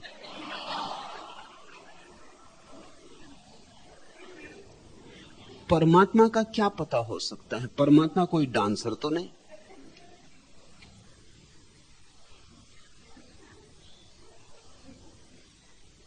परमात्मा का कोई चेहरा तो नहीं, कोई रंग रूप तो नहीं। परमात्मा की कोई दिशा तो नहीं, कोई स्थान तो नहीं। तो तुम कितने ही ऊपर उड़ो, कितने ही मनुहार करो, तुम पता नहीं पाओगे। और अक्सर ऐसा हो जाता है कि जब बहुत खोज के पता नहीं मिलता तो आदमी सोच लेता परमात्मा होगा ही नहीं। यह सबसे बड़ा खतरा है खोज का, क्योंकि खोजी जब थक जाता है, हताश हो जाता है, कब तक खींचता रहे खोज को। ये दुनिया में जो इतने नास्तिक हुए हैं, इन पर तुम नाराज मत होना। ये भी खोजी है, ये भी पता खोजने निकले थे और पता नहीं मिला। आखिर एक सीमा होती है धैर्य की। कब तक माने चले जाएं उसको जिसका कोई पता नहीं मिलता। एक घड़ी तो आदमी को तय करना पड़ता है कि भाई होगा ही नहीं। इतना खोजा और नहीं मिलता, तब हम कब तक अपना जीवन गंवाते रहे? कुछ और भी तो करना है। लेकिन कठिनाई यह नहीं है कि परमात्मा नहीं, परमात्मा तो है। तुम्हारी खोज की दिशा भ्रांत है। वह बाहर नहीं, वह ऊपर नहीं, कल्पना की उड़ानों से नहीं मिलेगा, और न ही तुम्हारी तथाकथित स्थितियों और मनुहार से मिलेगा। परमात्मा की प्रशंसा करने से परमात्मा नहीं मिलेगा। जरा सोचो तो कि तुम प्रशंसा करके क्या उसको समझा पाओगे। प्रशंसा तुम उनकी करते हो जिनको अहंकार में रस है, वे प्रसन्न हो जाते। किसी राजनेता की प्रशंसा करो, वो खुश हो जाता, तो लाइसेंस इत्यादि दिलवा देगा, लड़के को नौकरी लगवा देगा। वो खुश हो जाता है क्योंकि चाहता है कि कोई मेरे अहंकार को बढ़ाए, 4 फूल लगा दे, मेरे अहंकार में 4 चांद लगा दे। लेकिन परमात्मा के तो सारे चांद लगे ही हुए हैं, तुम क्या लगाओगे? सारे चांद उसके हैं, सारे तारे उसके, सारे फूल उसके लिए चढ़े ही हैं, और सारे गीत उसी की प्रार्थना में उठ रहे हैं। सागर में उठती हुई लहरें उसी के चरणों में समर्पित हैं। आकाश में घूमते तारे उसी का परिभ्रमण कर रहे हैं, उसी की परिक्रमा लगा रहे हैं। हिमालय के उत्तुंग शिखर उसकी ही स्तुति में खड़े हैं, उसी का ध्यान कर रहे हैं। नदियों का कलकलनाद आराधना नहीं तो और क्या है? ये सारा अस्तित्व स्तुति मग्न है, ये सारा अस्तित्व ध्यान में लीन है।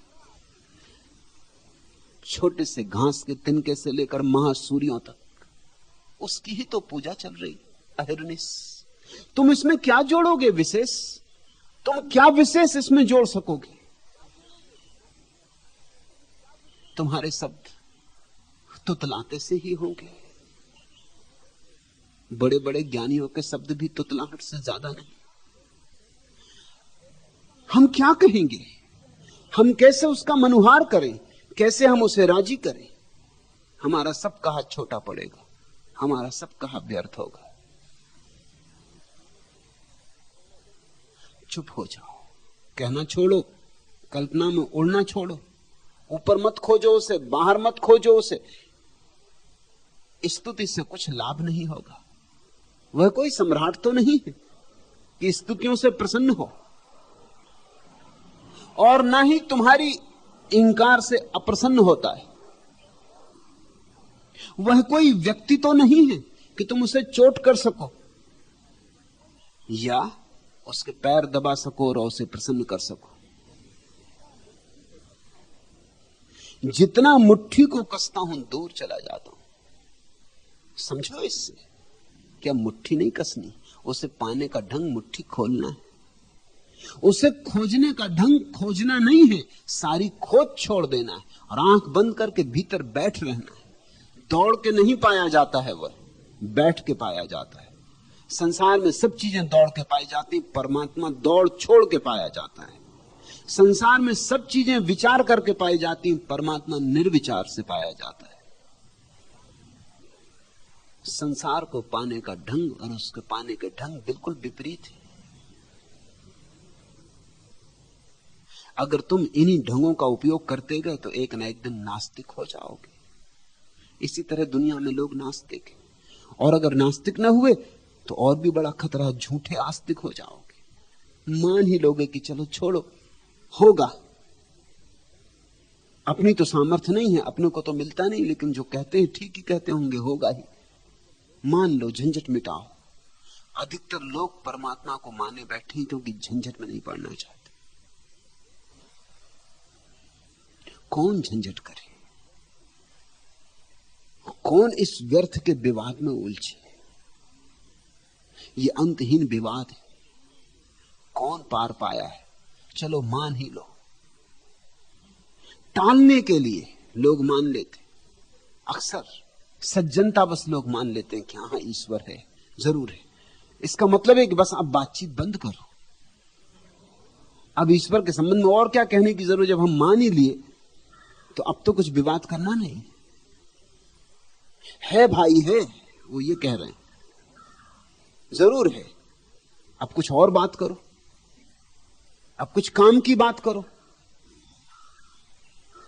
अच्छे सुसंस्कृत लोग ईश्वर की चर्चा नहीं करते, मान ही लेते।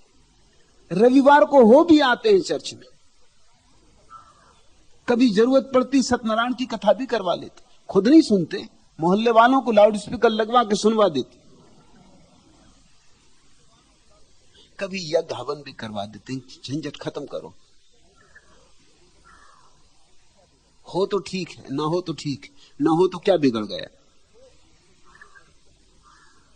हो तो कहने को रह जाएगा, कभी आमना सामना हो जाएगा तो कह देंगे हवन करवाया था। ऐसे एक सज्जन मरे, मानते तो नहीं थे कि परमात्मा है, लेकिन होशियार थे, चालबाज थे, तो एक बार हवन करवा लिया था। जब देखा स्वर्ग में और परमात्मा से साक्षात्कार हुआ तो बहुत घबराए। सोचने लगे कि 2-4 दफे और करवा लिया होता तो अच्छा था, सत्यनारायण की कथा भी करवा ली होती तो अच्छा था। ये तो बड़ी झंझट हो गई, कभी चोटी भी नहीं रखी, जनेऊ भी नहीं पहना, अब झंझट में पड़े, अब ये मुसीबत आई, जिंदगी यूं ही गंवा दी। लेकिन फिर भी इतना भरोसा था कि एक दफा करवाया, कम से कम उसका तो कुछ फल मिलने ही वाला। परमात्मा ने आंख उठाई और पूछा कि कहो कैसे आए, कभी कोई धर्म किया? डरते डरते कहा हाँ किया, तो ज्यादा तो नहीं कर पाया, क्षमा करना आप। एक दफा हवन करवाया था। कितना खर्च हुआ था? 3 रुपए खर्च हुए थे, सस्ता हवन। ऐसी मोहल्ले पड़ोस के सस्ते पंडित पुरोहित ने करवा दिया होगा, ज्यादा तो भरोसा था भी नहीं, इससे ज्यादा खर्च कर भी नहीं सकते थे। काम चलाओ हवन। ईश्वर थोड़ा चिंतित हो गया, आंख बंद करके सोचने लगा कि क्या करे। अपने सहयोगी से पूछा कि भाई क्या करें, इन सज्जन का क्या करें? सहयोगी ने कहा कि 3 रुपए इनको वापस दें और नरक भेजें। और क्या करेंगे, इनके 3 रुपए लौटा दें, ब्याज चाहिए हो तो ब्याज दे दें और नरक भेजें। आदमी या तो नास्तिक हो जाता है, जो कि ज्यादा ईमानदारी की बात है, और मैं पसंद करूंगा कि अगर परमात्मा न मिलता हो तो बेहतर है नास्तिक होना। कम से कम ईमान तो होगा, सच्चाई तो होगी कि मुझे नहीं मिला मैं कैसे मानूं। और जिसको इतनी ईमानदारी हो कि मुझे नहीं मिला मैं कैसे मानूं, उसकी खोज बंद नहीं होगी, वो खोजता ही रहेगा, इधर से उधर से, आज नहीं कल, कल नहीं परसों, उसकी खोज जारी रहेगी। दुनिया में सबसे बड़ा खतरा होता है झूठे आस्तिक को, वो मान ही लेता है, इसलिए खोज तो बिल्कुल ही बंद हो गई, अब तो कोई उपाय ही ना रहा। वो कहता परमात्मा है ही, खोजना क्या है। मंदिर हो आते, यज्ञ कर लेते, हवन कर लेते, रामायण पढ़ लेते, और क्या चाहिए। दुनिया में सबसे बड़ा दुर्भाग्य झूठा आस्तिक है। झूठे आस्तिक से सच्चा नास्तिक बेहतर, कम से कम सच्चा तो है। और सच्ची नास्तिकता एक दिन सच्ची आस्तिकता में ले जाती है, क्योंकि मनुष्य का स्वभाव ऐसा है कि नहीं पर नहीं टिक सकता। इसको तुम समझ लेना, मनुष्य नहीं में नहीं जी सकता, नहीं में अड़चन बनी रहती है, हां में ही जीवन खिलता है, नहीं में सिकुड़ जाता है। जो आदमी नहीं पर जीना चाहेगा वो पाएगा हर जगह पत्थर अड़ गया, द्वार अवरुद्ध हो गए, हां से फैलाव, हां में फैलाव, नहीं में सिकुड़ जाता आदमी। तुम जरा कहो, जब भी तुम नहीं कहते हो ख्याल करना तुम्हारे भीतर चेतना सिकुड़ जाती। एक भिखमंगे ने तुमसे 2 रोटी मांगी और तुमने कहा नहीं, तुम जरा ख्याल करना तुम एकदम छोटे हो गए। तुम्हें भी लगता है कि तुम छोटे हो गए, इसलिए भिखमंगे भी होशियारी करते, 4 आदमियों के सामने मांगते, क्योंकि 4 आदमियों के सामने तुम्हें भी जरा लज्जा आएगी, इतना छोटा ना हो सकोगे। अकेले में हो जाओ भला। बीच बाजार में पकड़ लेते हैं भिखमंगे, कहते हैं 2 रोटी मिल जाए। दाता पहले से दाता कह देते, वो तुम्हारा अहंकार फुला रहे हैं, वो कह रहे हैं देखो कह दिया दाता 2 रोटी, बड़ा बना दिया, अब सिकुड़ मत जाना। और 4 आदमियों की भीड़ है, बाजार चल रहा है, दुकानें खुली। अब तुम सोचते 2 रोटी के पीछे दाता होना छोड़ना, और 2 रोटी के पीछे छोटा होना बीच बाजार में, लोग क्या कहेंगे। तुम भिखमंगे को थोड़ी 2 रोटी देते हो, तुम 2 रोटी दे देते हो ताकि छोटे होने का ये जो उपद्रव खड़ा कर दिया इसने इससे बच जाए। तुम सिर्फ छुटकारा चाहते हो भिखमंगे से, कि ले भाई विदा हो, छोड़ मुझे, मेरा पिंड छोड़। भिखमंगा भी अकेले में तुमसे नहीं मिलता, रास्ते पर अकेले मिल जाओ तो वो निकल जाता चुपचाप। वो जानता है कि अकेले में हो सकता है कि रोटी तो ना मिले और गर्दन दबा दे याद। अकेले में कौन जाने, और जो अपनी थाली में 2-4 पैसे पड़े छीन ले। अकेला क्या क्या भरोसा। उपदेश देने लगे कि मस्त तड़ंग जमाने भर के भीख मांगने चले हो, शर्म नहीं आती। कुछ ज्ञान की बातें बताए। तुम जब नहीं कहते हो सिकुड़ जाते हो, जब भी तुम हां कहते हो फैल जाते हो। तुम जिंदगी में जरा इसको परखो, ये जीवन की रासायनिक प्रक्रिया। आस्तिकता सबसे बड़ा फैलाव है, क्योंकि परमात्मा को हां कहने का अर्थ अस्तित्व को हां कहना। हमने बिना किसी शर्त के अस्तित्व को स्वीकृति दे दी, हम उसके साथ हो लिए, यही आस्तिकता का अर्थ है। हमने अपने द्वार खोल दिए निसंकोच। मुट्ठी खोलो, मुट्ठी बांधने से नहीं मिलेगा। मुट्ठी खोलो और भीतर चलो। मुट्ठी खोलने का अर्थ है विश्राम, मुट्ठी खोलने का अर्थ है स्वभाव। ख्याल किया तुमने, मुट्ठी को अगर तुम सदा बांध के रखना चाहो, कितनी देर तक बांध के रख सकते हो, लेकिन खुली तुम रखना चाहो तो जिंदगी भर रख सकते हो। क्योंकि मुट्ठी जब खुली होती स्वाभाविक होती, जब बंद होती अस्वाभाविक होती। बंद मुट्ठी में शक्ति खर्च हो रही, खुली मुट्ठी में शक्ति खर्च नहीं होती। इसलिए मुट्ठी बांधनी पड़ती है, खोलनी नहीं पड़ती। तुम मुट्ठी बांध लो, बांधे रहो, तो तुम्हें ताकत लगानी पड़ रही, तुम्हारी शक्ति व्यय हो रही। मुट्ठी खोलने में क्या करना पड़ता है? सिर्फ इतना करना पड़ता है कि मुट्ठी बांधना बंद करना होता, बस। नहीं बांधते मुट्ठी खुल जाती है। मुट्ठी का खुलना स्वाभाविक है। स्वाभाविक हो जाओ, सरल हो जाओ और भीतर खोजो। ऊपर नहीं उड़ना है, न मनुहार करनी है किसी की, क्योंकि परमात्मा तुमसे भिन्न नहीं है। किसकी मनुहार करते हो? ये ऐसा ही है जैसे दर्पण के सामने खड़े हो कि कोई अपनी ही तस्वीर के पैरों में झुकता हो। परमात्मा तुमसे भिन्न नहीं है, तुम किसकी प्रशंसा कर रहे हो? परमात्मा तुम्हारा चैतन्य है। ये परमात्मा के चरणों में सिर झुकाया, ये अपने ही चरणों में सिर झुकाया, ऐसा है। इसका कोई मूल्य नहीं। रुको, ठहरो, बैठो, थोड़ा विश्राम का क्षण, विराम आने दो जीवन की आपाधापी में। आंख बंद करो, भीतर डूबते जाओ, भीतर शांत होते जाओ, और एक दिन वह अपूर्व प्रकाश होता है। निश्चित परमात्मा जाना जाता है, जाना जा सकता है, लेकिन सम्यक दिशा, अंतर यात्रा है परमात्मा।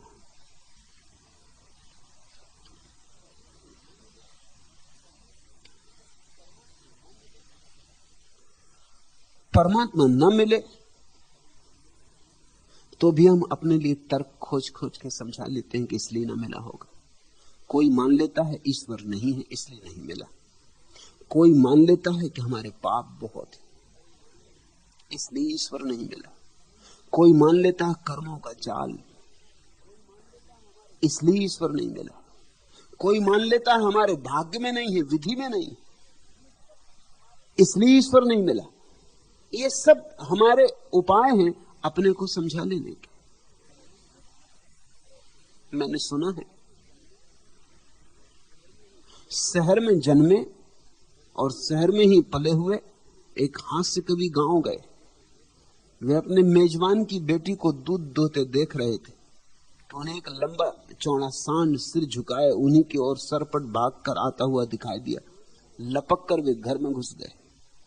वहां से उन्होंने खिड़की में से झांक कर देखा कि मेजबान की लड़की निश्चिंत बैठी दूध दोहती रही और सांड गाय के पास तक आया, फिर एकाएक चौंक कर वापस मुड़ा और सीधे वापस भाग गया। जब सांड आंखों से पूरी तरह ओझल हो चुका तब हास्य कवि जी बाहर निकले और दरियाफ्त करने लगे वह सांड गाय के नजदीक तक आकर चौंका क्यों और वापस क्यों भागा। कृषक कन्या ने उत्तर दिया, यह गाय उसकी सास जो है।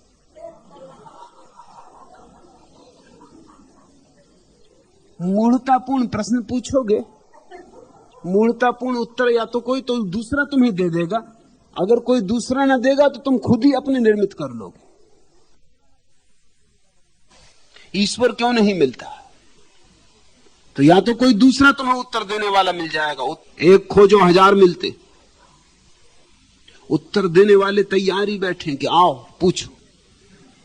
उत्तर देने वाले कोशिश में ही लगे हैं कि पूछते क्यों नहीं। उत्तर देने वाले गर्दन पकड़ने को तैयार बैठे कि कोई पूछ ले उसकी गर्दन पकड़ ले।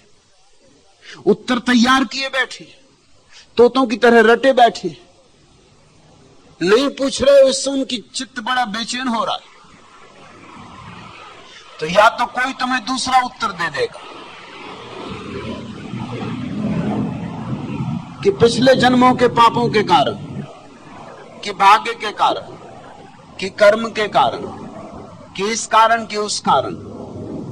अगर नास्तिक से मिल गए तो कहेगा है ही नहीं, मिले कैसे?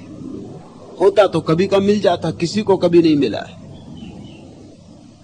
और बहुत संभावना है कि इनमें से कोई न कोई उत्तर तुम्हारे मन के अनुकूल जो आ जाए उससे तुम राजी हो जाओगे और खोज समाप्त हो जाएगी।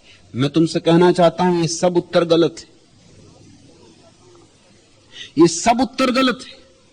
न तो पाप तुम्हें रोक रहे, क्योंकि तुमने जो पाप किए वो सब सपने में किए, वो क्या खाक रोकेंगे? जैसे रात नींद में किसी ने चोरी की सपने में, सुबह जब आंख खुलती तो क्या तुम सोचते हो कोई पाप किया?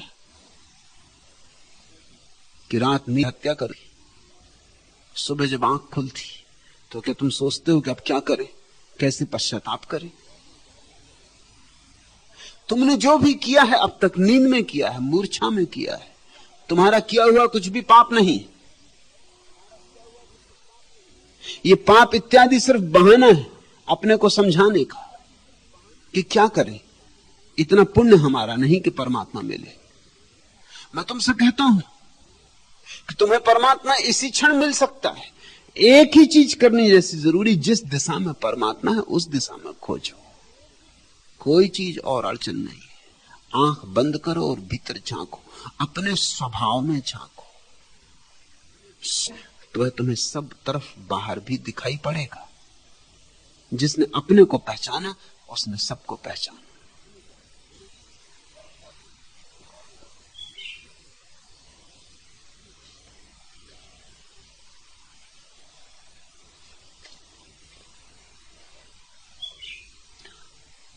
आखिरी प्रश्न,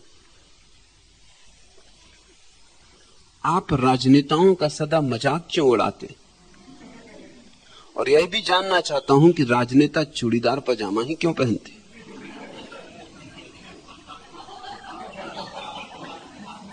यह जरा कठिन सवाल है। राजनेताओं का मैं मजाक नहीं उड़ाता। राजनेता एक तरह की गाली है। किसी को भूल कर राजनेता मत कहना। मैंने सुना है, मार्क ट्वेन ने लिखा है, 17 फरवरी को जॉर्ज ए रोडरिक ने न्यूयॉर्क में धारासभा के भवन के सामने डॉक्टर आर विल्सन से झगड़ा शुरू कर दिया। बहुत देर तक तो विल्सन गालियां सुनते रहे और अपना गुस्सा रोके रहे। रोडरिक ने उन्हें चोर कहा, झूठ बोला कहा, ठग कहा, उनकी से सुनिया। रोडरिक ने एक के बाद एक कलुषित विशेषण विल्सन पर लादता चला गया और अंत में उसने उन्हें उल्लू के पट्टे, हरामखोर और शब्द कहे, लेकिन विल्सन फिर भी शांति से सुनता रहा। फिर तो ऐसी गालियां दी जो न लिखी जा सकती न कही जा सकती, मगर विल्सन भी अद्भुत था, बिल्कुल बुद्ध की तरह खड़ा रहा और सुनता रहा। और तब अंत में उसने कहा, नेताजी के बच्चे, अरे संसद के सदस्य। ऐसा सुनना था कि विल्सन उछल के खड़ा हो गए और रोडरिक से बोले कि यह अपमान मैं किसी भी तरह सहन नहीं करूंगा। उसे ठंडा कर दिया। अदालत ने डॉक्टर विल्सन को यह कह के बरी कर दिया कि उनके उत्तेजित हो जाने का कारण उचित था। मुझे पता नहीं ये कहानी कहां तक सच है, मगर सच होनी चाहिए। नेताजी एक तरह की गाली है।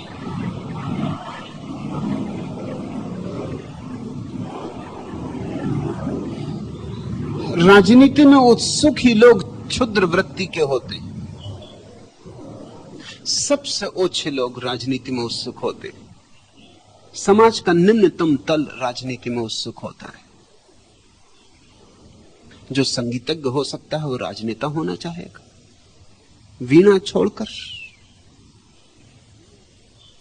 जो चित्रकार हो सकता है वो राजनीतिज्ञ होना चाहेगा, तूलिका छोड़कर। जिसके कंठों से गीत उठ सकते हैं, जिसके गीत लोगों को मस्त कर सकते हैं, वो राजनेता होना चाहेगा। जो कुछ भी हो सकता है वो राजनेता नहीं होना चाहेगा। जिसके जीवन में कोई भी सृजन की क्षमता है वो राजनेता नहीं होना चाहेगा। राजनेता होते ही वे लोग हैं जो कुछ और नहीं हो सकते, न जिनसे गीत बन सकते, न चित्रियां, जिनसे कोई सृजन नहीं हो सकता। सृजन की क्षमता से बिल्कुल शून्य लोग राजनेता हो जाते और फिर स्वभाव था वे जो करते हैं वो सभी के सामने प्रकट है। मैंने सुना एक राजनीतिक पार्टी की कार्यकारिणी की बैठक हो रही थी कि एक सदस्य की जेब कट गई कार्यकारिणी की बैठक में। वे तुरंत ही कुर्सी पर खड़े भी हो गए और चिल्लाकर जेब से 600 रुपए निकाल लिए। जो व्यक्ति मुझे इसका पता लगा कर देगा उसे मैं 50 रुपए दूंगा। एक कोने से आवाज आई, मैं 75 दूंगा। दूसरे कोने से आवाज आई, मैं 100 दूंगा। जैसे कि कोई नीलामी हो रही हो।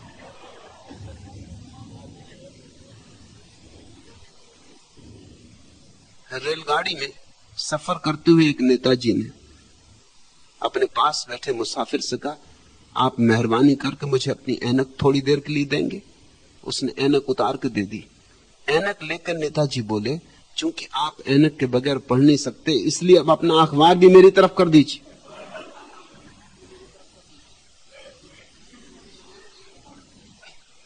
इन नेताओं के संबंध में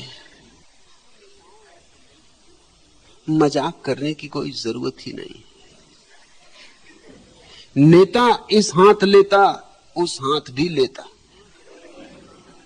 नेता की मुस्कान 24 घंटे ज्यों खुली कोई दुकान। नेता का लिबास आम आदमियों को कर देता खास। नेता के नारे घोड़ों को ज्यों कोचवान पुचकारे।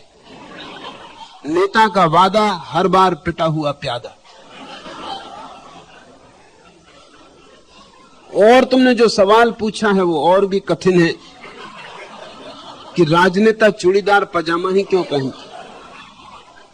चूड़ीदार अगर तुम किसी का उतारना चाहो तो जल्दी उतार नहीं सकते।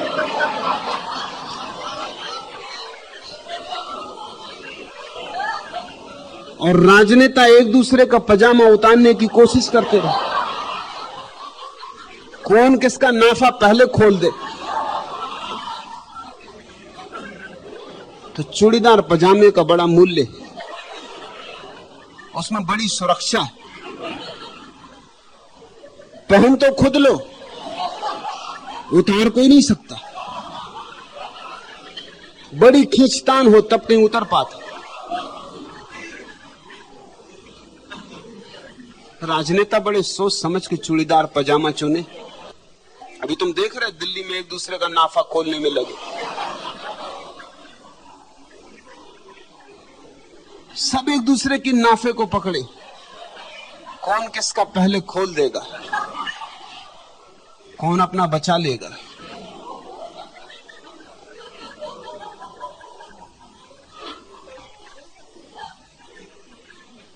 राजनीति गंदे से गंदा खेल है। कभी कभी जो मैं राजनीति की मजाक उड़ाता हूं वो सिर्फ इसलिए कि तुम सावधान रहो। सबके मन में राजनीति छिपी है। उसे दग्ध कर देना, उसे जला डाल देना, न तो वही तुम्हें भटकाएगा। राजनीति से जो मुक्त है वही निर्मल है, और जो निर्मल है वही परमात्मा का पात्र है। आज इतना है। अगर यह वीडियो आपको अच्छी लग रही हो तो वीडियो को लाइक और चैनल को सब्सक्राइब करें।